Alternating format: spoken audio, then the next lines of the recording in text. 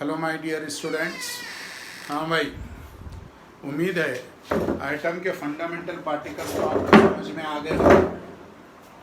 Item के fundamental particles आपको समझ में आ गए होंगे कि आइटम एक है बना हुआ है, उसके अंदर 3 फंडामेंटल पार्टिकल है। 2 तो ढूंढे थे इन लोगों ने। इलेक्ट्रॉन को जे थॉमसन ने ढूंढा था, प्रोटॉन को गोल्डस्टीन ने ढूंढा था, और न्यूट्रॉन जेम्स चैडविक फुगट से आ गया था। यहाँ तक क्लियर हो गया था।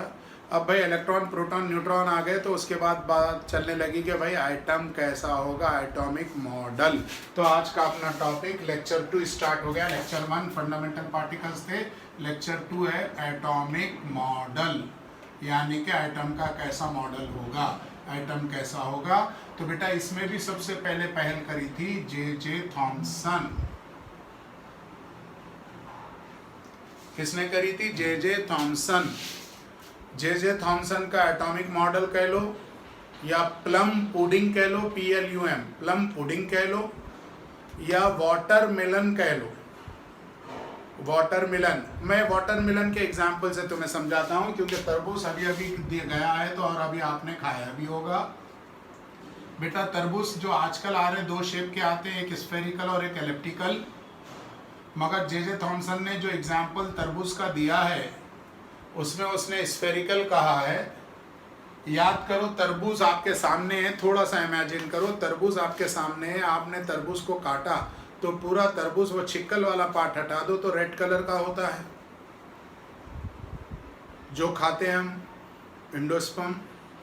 उसके अंदर कहीं कहीं ब्लैक सीड्स होती हैं, बिल्कुल सेम। जे थॉमसन कहते हैं कि आइटम स्फेरिकल शेप का है और एटम की ये पूरी जगह, ये पूरा पार्ट, यानी कि आइटम का ये पूरा पार्ट, ये पूरा भरा हुआ किससे? प्रोटॉन से।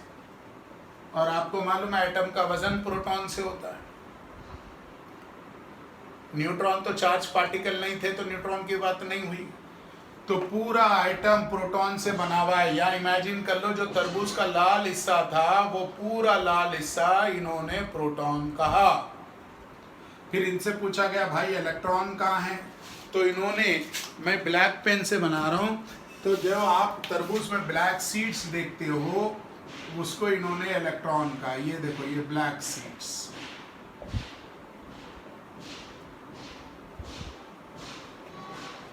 क्लियर? किसका मॉडल है भाई? J Thomson. लिखिए, जे थॉमसन का एटॉमिक मॉडल। मॉडल किसका है? जे थॉमसन का। लिखो, जे थॉमसन का atomic model. First point,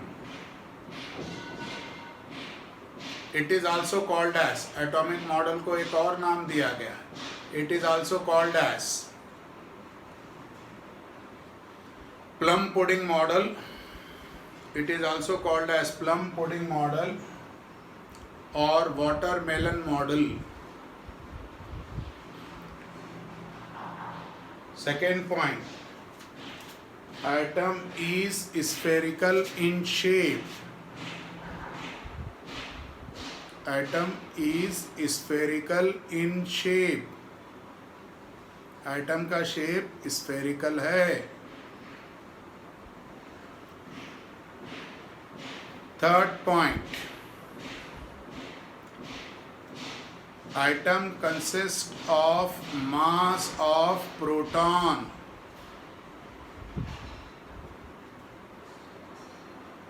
item का जो पूरा मास है वो भरा पड़ा है प्रोटॉन से। Item consist of mass of proton and radius of atom is 10 to the power of -10 meter. Radius,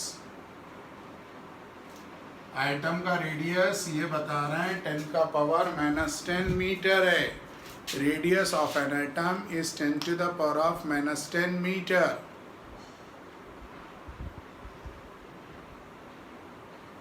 next, electrons are dispersed in protons.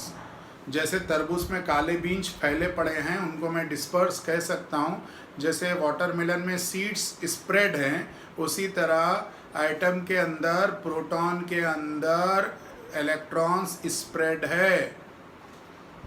Electrons are dispersed in protons and electrically neutral, क्योंकि जितने proton उतने electrons. किसका model हुआ भाई? J Thompson, वही जिन्होंने electron देखा, जिन्होंने E/m रेशो निकाला, जिन्होंने जूलियस प्लक्कर का कैथोड रेस यूज किया था, उन्हीं ने ये मॉडल दिया था. अच्छे से बात समझ में आ गई? अब ये डायग्राम बना लो जल्दी से. रफ जल्दी बनाओ डायग्राम बेटा. ये वाला बनाओ, अभी ये वाला.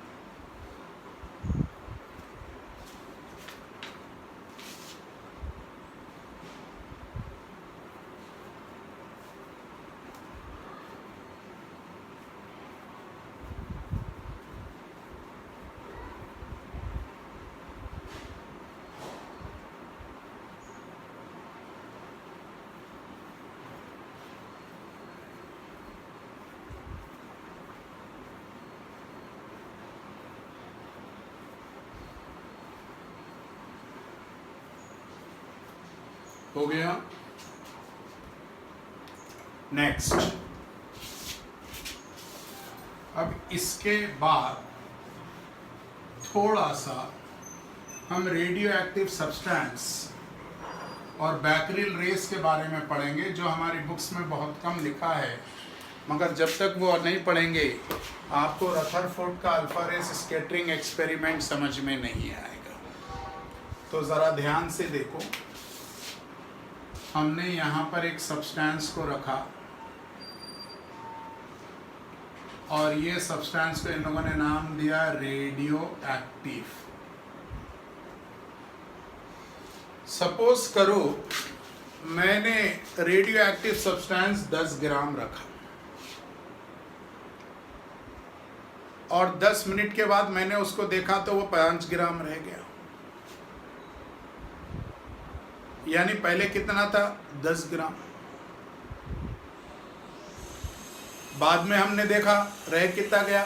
5 ग्राम. तो भाई मास यूनिवर्सल लॉ है, mass neither be created nor be destroy. और यहाँ सीधे सीधे देख रही है सब्सटेंस से मास गायब हो रहा. कौन देख रही है? हेनरी बैकरिल देख रहे हैं. कौन देख रहे बेटा? ये हेनरी बैकरिल. तो उन्होंने इस टाइम, जो टाइम में मास गायब हुआ, उसको नाम दिया हाफ लाइफ. आधा होता है भाई. 10 ग्राम का 5 ग्राम हो गया. मान लो 5 मिनट में 5 ग्राम हो गया, तो अगले 5 मिनट में गायब हो जाएगा मत बोलना, क्योंकि जो बच गया 5 ग्राम उसका आधा हो जाएगा 2.5 ग्राम. अब इनको तो टेंशन हो गया भाई, साइंटिस्ट आदमी, ऐसे थोड़ी कि भाई मास गायब हो गया, हो सकता चूहा खा के भाग गया होगा, ऐसे नहीं होगा. साइंटिस्ट के खोपड़ी चलने लगी, भाई मास ऐसे कैसे कायम हो गया? क्योंकि यूनिवर्सल लॉ है और इस पे वो ब्लाइंडली ब्रीफ कर रहे हैं कि mass neither be created nor be destroy. For example, आपके दोस्त ने आपके सामने समोसा रखा और कह रहे रुक जा मैं अभी हाथ धो के आता हूँ. वो हाथ धो के आए तलक का आपने समोसा उठा के खा गए. वो आके कहने लगा कहाँ गया? आपने कह दिया गायब हो गया. तो मजाक हो जाएगी बात, क्योंकि मास गायब नहीं होता है, वो मास को आपने यूज कर लिया. उसी तरह ये मास कहाँ गया? तो जब बैकरिल ने यहाँ पर एक प्लेट बनाई तो क्या देखते हैं? कुछ रेस सीधी चली, कुछ रेस इधर डिफ्लेक्ट हुई, कुछ रेस इधर डिफ्लेक्ट हुई. फील्ड लगाई थी. पहले तो बैकरिल ने सीधी सीधी रेस अप्लाई करी थी, ये सीधी जा रही है. अभी यहाँ पे फील्ड नहीं लगी है, तो बैकरिल ने इसको बैकरिल रेस का नाम दिया. बैकरिल ने इसको किसका नाम दिया? बैकरिल race.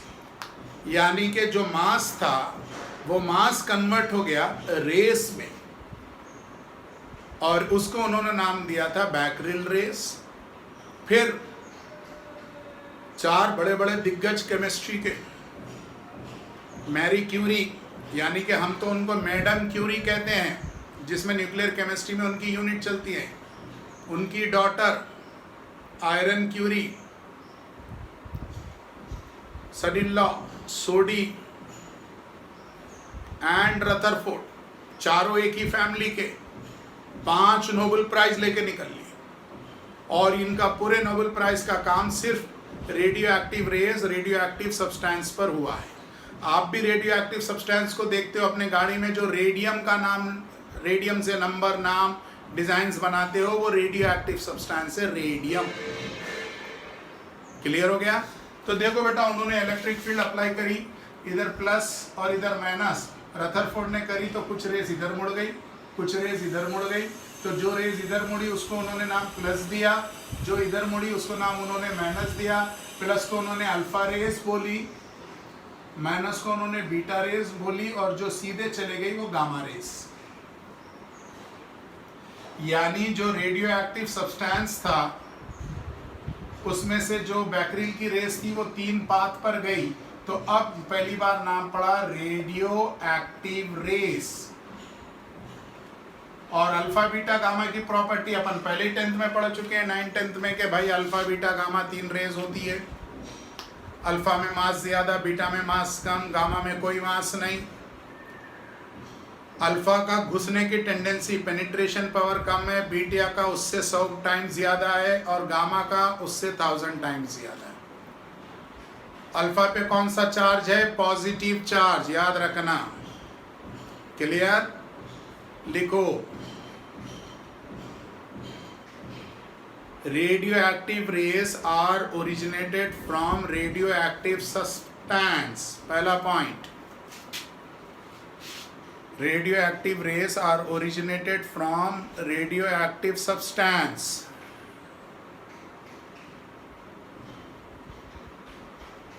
Second, Becquerel discovered radio rays।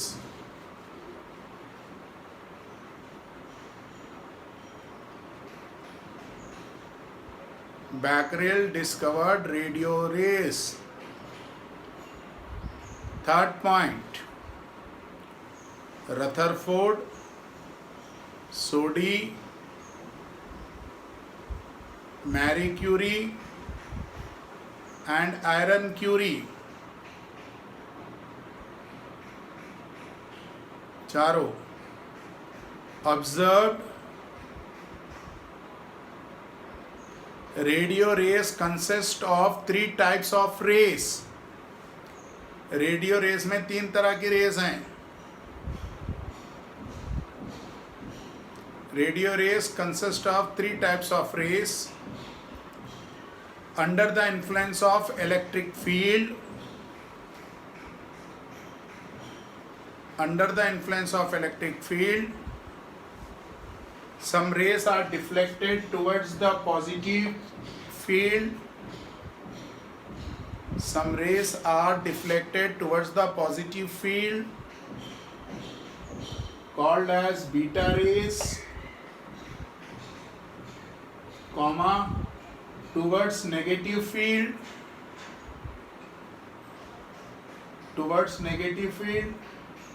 called as alpha rays, and undeflected called as gamma rays। undeflected called as gamma rays। Next, जो अपने काम का बहुत इंपॉर्टेंट पॉइंट है वो लिखो। Alpha rays consist of 2 units of positive charge. Alpha rays consist of 2 units of positive charge and its penetration power is very less।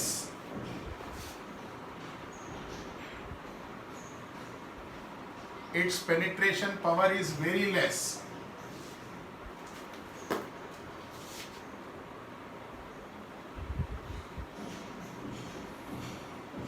Second, beta rays consist of negatively charged beta rays consist of negatively charged and its penetration power 100 times greater than alpha. Its penetration power 100 times greater than alpha. Next, gamma rays uncharged and its penetration power is maximum. Its penetration power is maximum. हो गया? चलो बेटा, ये additional information थी. अब मैं बात कर रहा हूँ रदरफोर्ड की. रदरफोर्ड ने अल्फा रेज देखी थी. रदरफोर्ड के पास एक रेडियो एक्टिव सब्सटेंस था, उसमें से अल्फा चली, बीटा चली, गामा चली. और याद करो, जे थॉमसन बोले थे कि पूरा आइटम प्लस से बना हुआ है, प्रोटॉनों से बना हुआ है, यानी कि पूरे आइटम में प्रोटॉन का मास फैला पड़ा है और अल्फा के ऊपर भी मास है और पेनिट्रेशन पावर भी कम है. तो रदरफोर्ड के मन में आई बात, यार जे थॉमसन जो आइटम कह रहा है उस आइटम पर अल्फा रेस पास की जाए. सवाल ये पैदा हुआ, सर के अल्फा ही क्यों? तो आप खुद सोचो, बचपन में भी हमें पढ़ाया गया था repulsion force is a sure test. अगर दो मैग्नेटिक सब्सटेंस को पास लाते हैं, अगर दोनों अट्रैक्ट होते हैं, तो आप उससे प्रूफ नहीं कर पाओगे कि ये नॉर्थ है, ये साउथ है. अगर दो मैग्नेटिक सब्सटेंस को पास लाते हो, अगर वो रिपल करते हैं, तो आप जरूर बोलोगे कि दोनों के सेम पोल से, दोनों या तो नॉर्थ है, दोनों या तो साउथ पोल है. तो इनके भी मन में बात आई होगी कि अल्फा पे पॉजिटिव चार्ज है, पूरा आइटम प्लस से बना हुआ है, अगर मैं अल्फा मार दूं तो पहली चीज तो सेम चार्ज होने के कारण रिपल होगा, और पूरे प्रोटॉन में भीड़ है, मास है प्रोटॉनों की, तो अल्फा में अंदर घुसने की ताकत भी कम है, तो पेनिट्रेशन पावर भी कम होगा. अरे बात समझ में आ गई भाई? बीटा भी थी, गामा भी थी. क्या इन्होंने बीटा लिया? नो. क्या इन्होंने गामा लिया? नो. कौन सी ली? अल्फा. कौन सी रेस ली? Alpha rays. अब सवाल पैदा होता, कौन सा आइटम लिया जाए? सोडियम ले, पोटेशियम ले, आयरन ले, अल्युमिनियम ले, गोल्ड ले, प्लैटिनम ले. तो इनको नोबल मेटल्स याद आए, copper, gold, silver and platinum, they are highly malleable and ductile. तो इन्होंने गोल्ड को चूज किया. गोल्ड एटम ही क्यों लिया? तो आपको याद रखना है क्योंकि गोल्ड की मेलेबिलिटी और डक्टिलिटी दोनों से ज्यादा अच्छी है, प्लैटिनम से भी, कॉपर से भी, हाईली मेलिएबल एंड डक्टाइल. तो रदरफोर्ड ने अल्फा रेज उधर से ले ली, गोल्ड आइटम इधर से लिया, और इसकी थिन चिप बनाई जिसको नाम दिया फॉइल, और उसकी थिकनेस थी gold foil thickness 0.0004 centimetre. Gold का सिंबल AU होता है. अल्फा रेज इन्होंने यूज की. यूज करने के पीछे दो रीजन, 2 यूनिट पॉजिटिव चार्ज है, सेकेंड इसके पास मास 4 यूनिट है. कितनी अल्फा रेज यूज करी इन्होंने? 20,000 अल्फा रेज हिट करी. ठीक है. रदरफोर्ड के एक्सपेरिमेंट की बात कर रहे हैं, तो नाम पड़ा Rutherford model of atom. Gold का फॉइल लिया तो दूसरा नाम पड़ा गोल्ड फॉइल एक्सपेरिमेंट. तीसरा अल्फा रेज ली तो तीसरा नाम दिया अल्फा रेज स्कैटरिंग एक्सपेरिमेंट. 2 नाम मैं अभी लिख दे रहा हूं, बाद में एक्सप्लेन कर दूंगा कैसे आगे.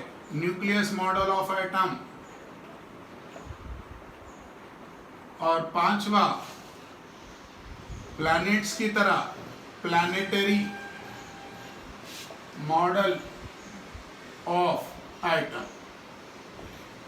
क्लियर?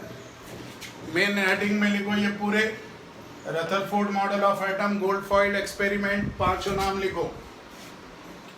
पहला है रदरफोर्ड मॉडल ऑफ एटम, दूसरा है गोल्ड फॉइल एक्सपेरिमेंट, तीसरा है alpha rays scattering experiment, fourth है न्यूक्लियस मॉडल ऑफ एटम, पांचवा है प्लानिटरी मॉडल ऑफ एटम। हो गया। अब ये डायग्राम बनाओ जल्दी से। यहाँ पर एक बॉक्स है लेड का रखा हुआ, जिसमें बीटा और गामा को रोककर हम सिर्फ अल्फा रेस को पास करवाएं। यहाँ लिखा है सोर्स ऑफ अल्फा पार्टिकल। यहाँ पर हम सोर्स लेड से भी रोका गया, गामा को, गामा और बीटा रोक लिया गया, सिर्फ अल्फा रेस को पास किया गया। ये गोल्ड का फॉइल है और ये फोटोग्राफिक प्लेट ZNS की है। आपको पहले भी बता चुका हूँ, कोई भी चार्ज पार्टिकल को अगर आपको देखना है तो ZNS, फॉर एग्जाम्पल आप देखते होंगे यार किसी की हड्डी टूट जाती है तो एक्सरे कराने जाते हो तो एक काली ब्लैक कार्बन की फिल्म देते हैं, एक्सरे जिसे कहते हैं। अपन ने अपना पेज रख दिया, साहब ये लो वाइट पेज है, इस पर हड्डी उतार दो, एक्सरे ले दो, तो नहीं आएगा। क्यों? क्योंकि एक्सरे अनचार्ज्ड है, वो कार्बन फिल्म पर डिटेक्ट होती है, ग्रेफाइट फिल्म पर डिटेक्ट होती है, यानी कि वो एक्सरे की फिल्म पर आएगी। और जो चार्ज है वो ZNS पर। याद रखेंगे, चार्ज पार्टिकल्स को डिटेक्ट करना है तो ZNS, और अनचार्ज को डिटेक्ट करना है तो कार्बन फिल्म या ग्रेफाइट। इसलिए अपनी फोटो नेगेटिव पहले जब आते थे आप देखो कार्बन या ग्रेफाइट्स की होती है। यहाँ तक अच्छे से क्लियर? डायग्राम बना लिए? डायग्राम अगर लेट हो रहे हो तो पॉज करके बना लो। आगे फर्स्ट पॉइंट लिखो, thickness of gold foil is 0.0004 centimetre. Board के एग्जाम में जरूरी नहीं है लिखा जाए, मगर हो सकता है आप में से कुछ बच्चे कॉम्पोजिशन लिखें तो उनको ये सब चीजें क्लियर मालूम होनी चाहिए। Second point, alpha rays consist of 2 units of positive charge. Alpha rays पे 2 यूनिट है पॉजिटिव चार्ज का।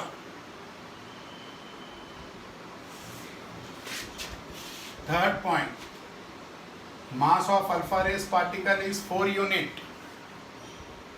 अल्फा रेस पार्टिकल का मास 4 यूनिट है। Next, 20,000 alpha rays are bombard on a gold foil. 20,000 alpha rays are bombard on a gold foil.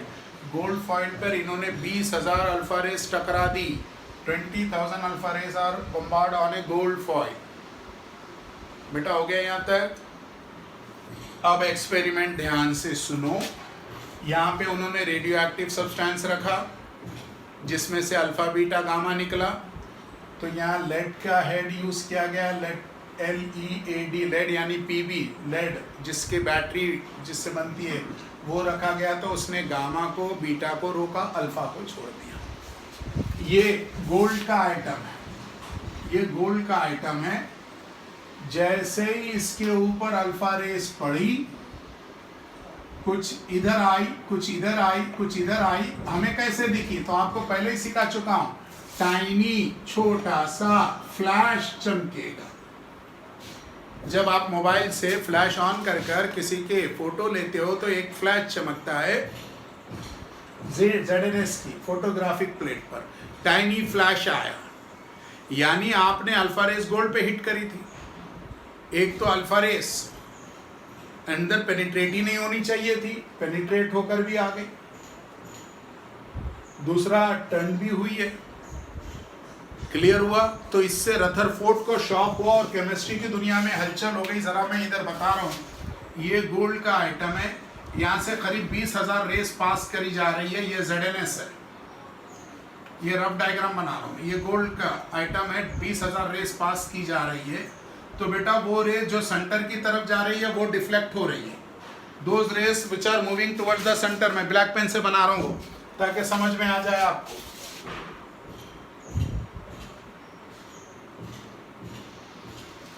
Those rays which are moving towards the center, they are deflected. वो rays जो centre की तरफ जा रही deflected हो रही, और वो एग्जैक्ट जो सेंटर की तरफ गई वो बाउंस बैक हो गई 180 डिग्री से। जो एग्जैक्ट सेंटर की तरफ गई वो बाउंस बैक हो गई 180 डिग्री से। कितना बड़ा धमाका भाई। सबसे पहली बात, अगर पूरा आइटम प्रोटॉन से बना हुआ है तो एक रे भी पास नहीं होती, सेम चार्ज ऑलवेज रिपल होता है।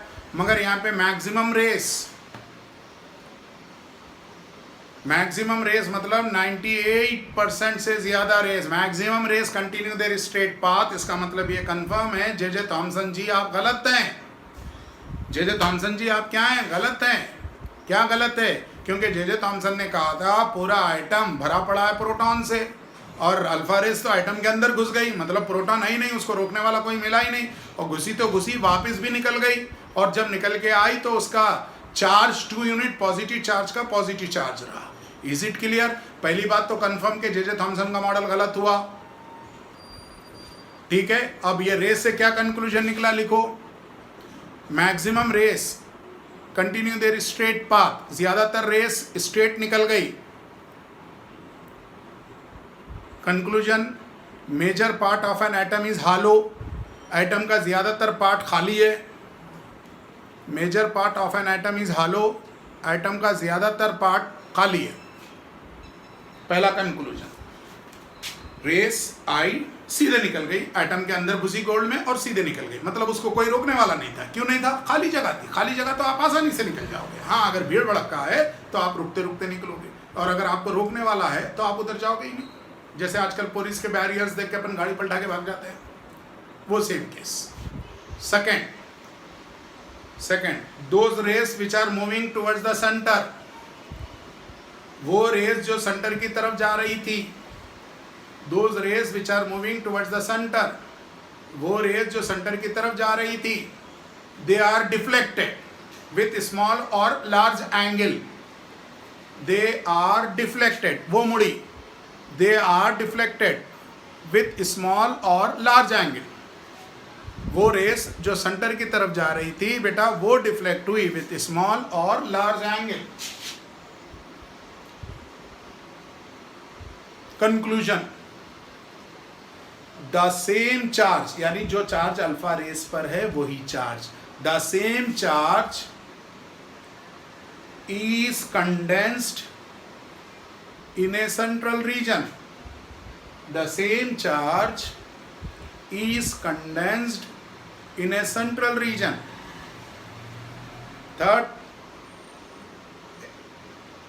Third observation, the ray which is moving towards the center, exact center की तरफ आ रही, बिल्कुल सेंटर पॉइंट की तरफ, जैसे सेंटर ऑफ ग्रेविटी वाला, the ray which is moving exact towards the center, वो रे जो एग्जैक्ट सेंटर की तरफ चली, the ray which is moving exact towards the center is bounced back, ball ली, फेंकी, दीवार थी, टकराकर वापस आ गई। उसी तरह रे गई सेंटर की तरफ, टकराई, वापस आ गई।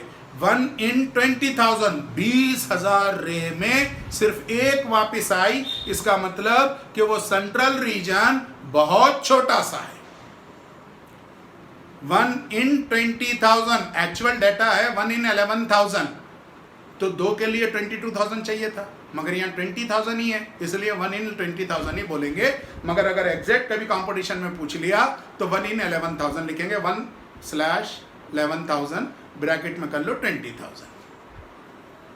क्लियर बेटा? Conclusion, the central region is condensed, the central region is condensed, और वो उसका रेडियस कितना है? 10 to the power of -15 metre.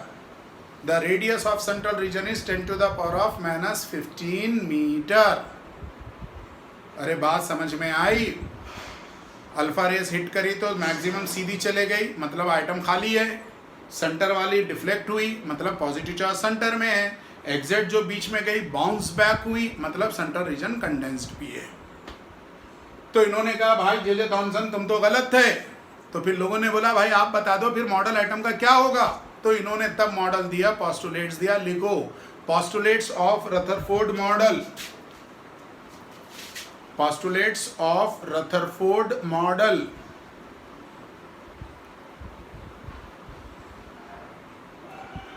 First point, atom consists of two parts. First point, atom consists of two parts. Atom के दो parts हैं. Atom consists of two parts. Atom के दो parts हैं. The central region called as nucleus. Chemistry की दुनिया में पहली बार वर्ड न्यूक्लियस यूज हुआ, इसलिए नाम पड़ा nucleus model of atom. The central region consist of nucleus.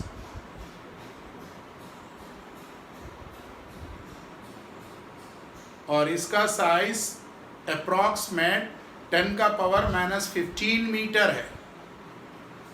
Less than the atom, atom से छोटा. Third point, other than the central region called as extra nuclear region. Other than the central region called as extra nuclear region. Central region को छोड़ दूं तो उन्होंने नाम दिया extra nuclear reason, यानी उनके हिसाब से ये आइटम ऐसा होगा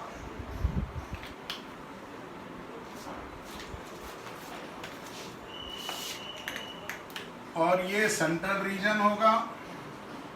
इसका रेडियस 10⁻⁻15 मीटर है और आइटम का रेडियस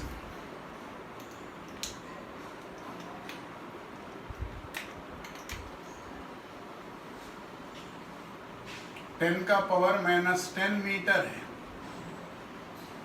उन्होंने इस रीजन को एक्स्ट्रा न्यूक्लियर रीजन कहा और इसको नाम दिया nucleus.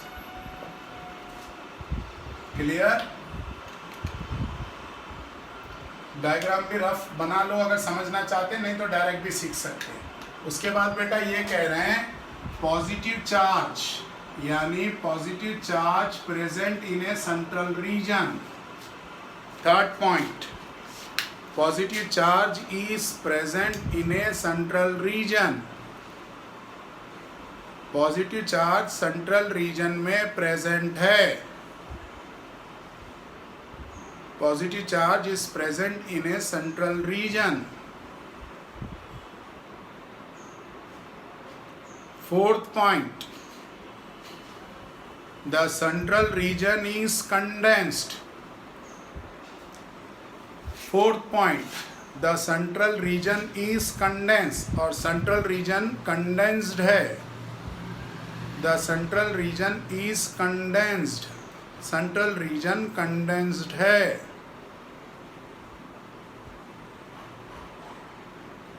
Fifth point, the central region is called as nucleus. वो कंडेंस न्यूक्लियस कह रहे हैं. The central region is called as condensed. आगे ब्रैकेट में लिखो that is protons are present in a nucleus. Clear? अब इनसे पूछा गया भैया प्रोटॉन बता दिए, न्यूक्लियस बता दिए, इलेक्ट्रॉन भी तो होते हैं, तो इलेक्ट्रॉन कहाँ हैं? Next point, electrons are present in extra nuclear region. ये जगह उन्होंने इलेक्ट्रॉन की बताई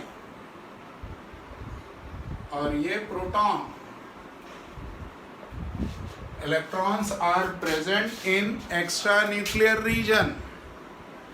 electrons are present in extra nuclear region. Electrons present है कहाँ पे? एक्स्ट्रा न्यूक्लियर रीजन में. फिर उनसे पूछा गया वहां क्या कर रहे हैं, तो एक बात और बताई, electrons are revolved around the nucleus. कह रहे इलेक्ट्रॉन न्यूक्लियस के अतराफ गोल घूम रहे हैं. Electrons are revolve around the nucleus. इनसे पूछा गया भाई ऐसे कैसे, तो कहते प्लैनेट्स की तरह. किसकी तरह? प्लैनेट्स की तरह. अगर सोशल स्टडी में आपने पढ़ा, अपने पास जो प्लैनेट्स हैं सन सेंटर में, बाकी अर्थ, मार्स, जुपिटर, प्लूटो, सैटर्न, ये सभी गोल घूम रहे हैं। तो इन्होंने कह दिया जो सन है उसको आप न्यूक्लियस मानो और जो प्लैनेट्स घूम रहे हैं उसको आप इलेक्ट्रॉन्स मानो। इसलिए एक और नाम आया प्लानिटरी मॉडल ऑफ आइटम। और एक बार कंपटीशन में पूछा भी गया था planetary model of item was proposed by, तो आप आंसर टिक करते रदरफोर्ड। Is it clear? बात अच्छे से समझ में आई बेटा? रदरफोर्ड ने अल्फा रेस टकराई, अल्फा रेस जैसे भेजा परेशान हो गया क्योंकि इसके एक्सपेक्ट था कि एक भी अल्फा रे पास नहीं हो गई, मगर 98 से 99% तक सीधी निकल गई, थोड़ी बहुत डिफ्लेक्ट हुई और 1 in 20,000 बाउंस बैक हुई। यानी एटम का ज़्यादा हिस्सा खाली है, सेंटर में पॉजिटिव चार्ज है और सेंटर कंडेंस्ड है। एटम के दो हिस्से हैं, सेंटर को नाम दिया न्यूक्लियस, उसको छोड़ दूं तो एक्स्ट्रा न्यूक्लियर रीजन जो आज हम ऑर्बिट बोलते हैं वही एक्स्ट्रा न्यूक्लियर रीजन में है। मगर अभी ऑर्बिट वर्ड यूज़ नहीं करेंगे क्योंकि ऑर्बिट तो बोर ने दिया था। रदरफोर्ड तो इसको कह रहा है एक्स्ट्रा, हम भी कह रहे हैं एक्स्ट्रा। हम रदरफोर्ड के ज़माने में जी रहे, बोर के ज़माने में आएंगे तब ऑर्बिट की बात सोचेंगे। न्यूक्लियस के अंदर कौन है? प्रोटॉन। एटम का रेडियस 10⁻⁻10 मीटर बड़ा है किससे? न्यूक्लियस कितना? 10⁻⁻10 15 मीटर। न्यूक्लियस का रेडियस बोल रहा हूँ, आधा, पूरा नहीं, डायमीटर नहीं, रेडियस 10⁻⁻15 और एटम का 10⁻⁻10। यहाँ तक अच्छे से बात समझ में आ गई? क्लियर हो गया? कोई डाउट? बेटा बहुत आराम से अपन देख रहे, एक एक पॉइंट आपको क्लियर रहना है, सारी चीज़ें आपको याद रहनी है। और जैसे ही आपने सोचा कि मॉडल ऑफ आइटम, तो पहले तरबूज नज़र आ जाए। तरबूजा किसने बोला था? जे थॉमसन ने। तो तरबूजा के बाद आपने खरबूजा भी खाया होगा, सफ़ेद वाला खरबूजा, उसमें देखा होगा सारे बीज गुच्छे की तरह बीच में होते हैं। तो मुझे तो लगता है जे थॉमसन ने तरबूज बोला तो रदरफोर्ड ने खरबूजा बोला। जो खाली जगह है उसको तुम मान लो न्यूक्लियस और जो बीज है उसको मान लो प्रोटॉन, वाइट कलर के जो सीड्स रहते हैं बीच में। और जो खरबूजे का हिस्सा जो हम खाते हैं, खरबूजा कह लो या लड्डू कह लो, जो भी अपनी भाषा में कहते हैं, उसको हम एक्स्ट्रा न्यूक्लियर रीजन और उसमें जो फाइबर्स होते हैं उसको इलेक्ट्रॉन मानो। यहाँ तक अच्छे से सीखना है बेटा, पढ़ना है, कोई चीज़ पहले की भूलना नहीं है। आप अटेंडेंस बराबर मार्क करोगे। बहुत से बच्चे होमवर्क ऑन टाइम नहीं भेजते हैं, भेज तो देते हैं मगर ऑन टाइम। बेटा मज़ा नहीं आएगा, मज़ा आना है यार, मज़ा आना है, मज़ा लेना सीखो हर चीज़ में। पढ़ाई में भी तुम मज़ा लो, यानी इंजॉय करो पढ़ाई को। तो सर ने कहा टाइम पे होमवर्क तुरंत टूट पड़े, सबसे पहले हम भेजेंगे। तो उसमें क्या इंजॉयमेंट होगा, मज़ा आएगा। और जिस चीज़ में इंजॉयमेंट होगा, मज़ा आएगा, उसकी तरफ आपका इंटरेस्ट आएगा। और केमिस्ट्री बड़ा इंटरेस्टिंग सब्जेक्ट है। और दूसरा स्कोरिंग भी है। आप क्या लैंग्वेज से ज़्यादा केमिस्ट्री में बच्चे स्कोर कर लेते हैं। ओके बेटा, आज का लेक्चर इतना। Okay, thank you.